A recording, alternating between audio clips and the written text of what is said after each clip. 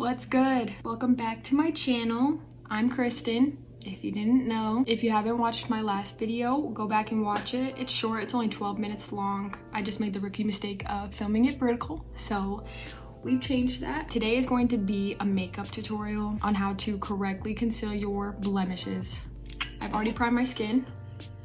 The Pure Formula Correcting Primer and the E.L.F. Poreless Putty Primer. The E.L.F. goes on over the hydrating primer. That's not a very interesting part of my application, so I skipped it. Also, I've restarted this video about 5 times now.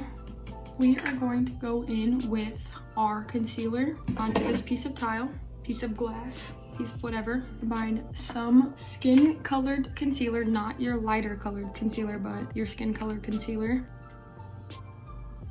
And then you're going to take your concealer brush and combine it with a green concealer. Therefore, the green cancels out the red, and then the skin tone is left. Sometimes the mixture is not always perfect. Sometimes I make it too green.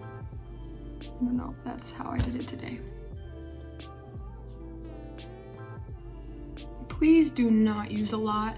You don't need a lot. If you make it too green, or if you only use the green concealer, which is by LA Girl, this one's cheap and works well. If you use only green, it will come through your foundation as green. And if you use too much green, the same thing will happen. And if you only use concealer, then the red will show through. So this is basic color art. All right, and then today we're going to be using this concealer. It's the Tarte Rainforest of the Sea. It's a hydrating foundation, water-based, has SPF of 15. I don't usually use this one. I like to circulate all my products pretty frequently, but this one is a really comfortable wear. A little goes a long way, and that's why I'm using it today. I don't have a lot of blemishes. I am about to approach my time of the month. That's why I have to conceal these blemishes to begin with. And I'm using my beauty sponge, of course. I like using brushes too, but brushes sometimes leave brushstroke pattern in your foundation. I also feel like brushes take most of your foundation off your skin, while the beauty sponges are pressing it into your skin. Make sure you're getting down to your neck.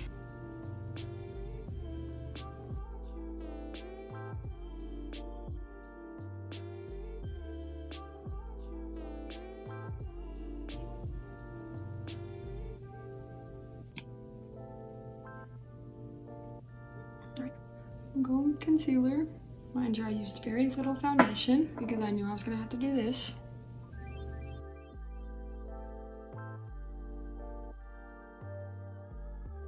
If the blemish is having a hard time concealing because your sponge keeps rubbing it off, just use your finger. Boom. All right, now for the lighter concealer under the eye, just to brighten our center of our face. Draw all the attention to right in this area. All right, we're done with concealer.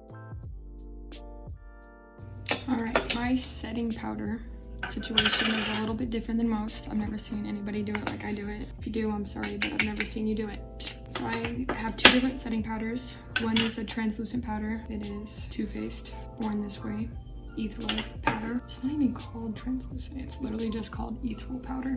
Cool. It's more white. It gives more flashback, so I like to just put it in the center of my face mostly. And I do not bake, so I just set it under my eyes, away from directly under my eyes. Like, I do not put it up in this area, a little bit on the top, and it's not a lot at all. I just dip my brush in, call it a good day.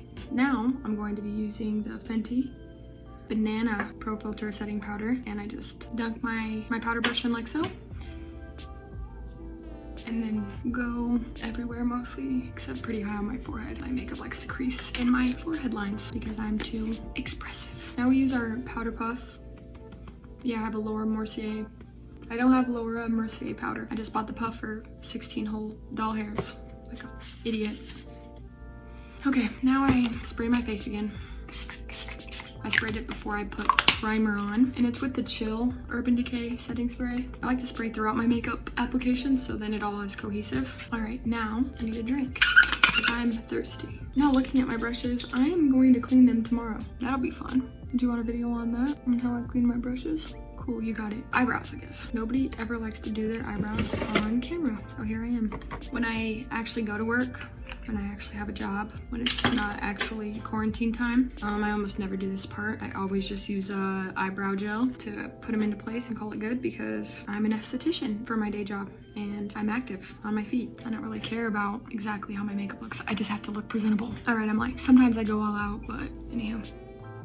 And I will say that I have really nice natural brows. I don't really need to fill them in. I just like to fill the ends a little bit darker so they're a little bit more apparent, so they're more part of the family, you know?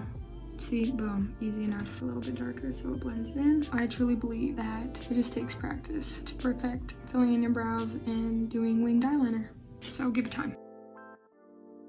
Eyebrow pomade dip brow is done. Now we gotta set the brows with eyebrow gel.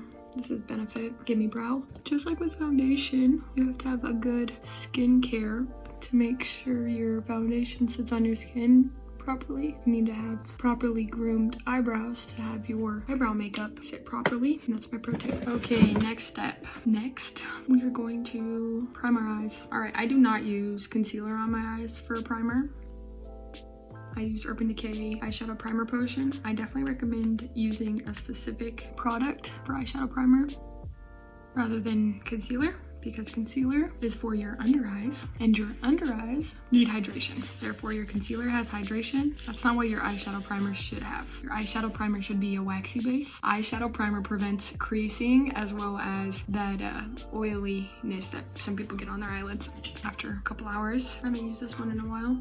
The Smashbox Ablaze eye palette, super cute. Yeah, I'll use this one today. All right, this is the Jaclyn Hill Eczema Morphe JH30 eyeshadow brush. We're starting with a bone color matte, covering the entire eye, so our colors blend nicely into each other because of this base. You want a big fluffy brush like this, one that's soft on your eyelids as well as distributing product evenly. All right, next color, and that color's name was Relaxed. The next color we're gonna do is Throwback. It's this burnt orange color. We're gonna put that right in our crease. Windshield wiper motions, blend it out, and boom. I really don't know how people can do a whole eye and then match it. I have to do step at a time. All right, and now we're gonna put this berry color that's called Nirvana in this area. Some sparkle to it. I've never done this look before. I'm gonna match it on this side, and then we're gonna blend it out with the brush that we used the Throwback on. All right, now we're gonna go in different brush. We're gonna use this color called Torch, which is great name for it. And we're gonna go back with Throwback.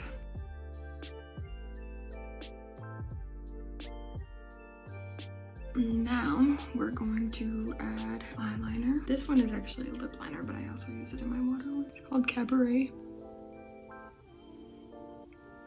Now we're gonna do the face. Go in blush. Do a little nose contour. Highlighter.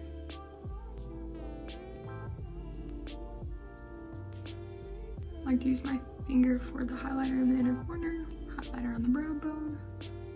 Now we are going to do our mascara. I like this Laura Mercier one, Caviar Volume.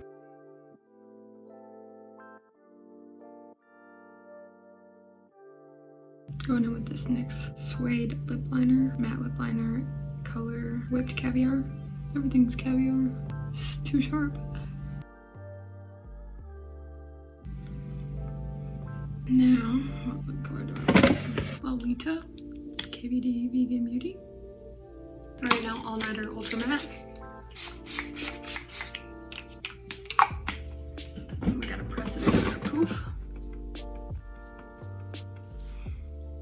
This is the final look for this tutorial. Let me know if you have any questions. Like, comment, subscribe. More on the way. And then if you didn't like this video, tell me why. Alright guys, well, I'll catch you on the next one. And I also feel like, love that for me. I think I'd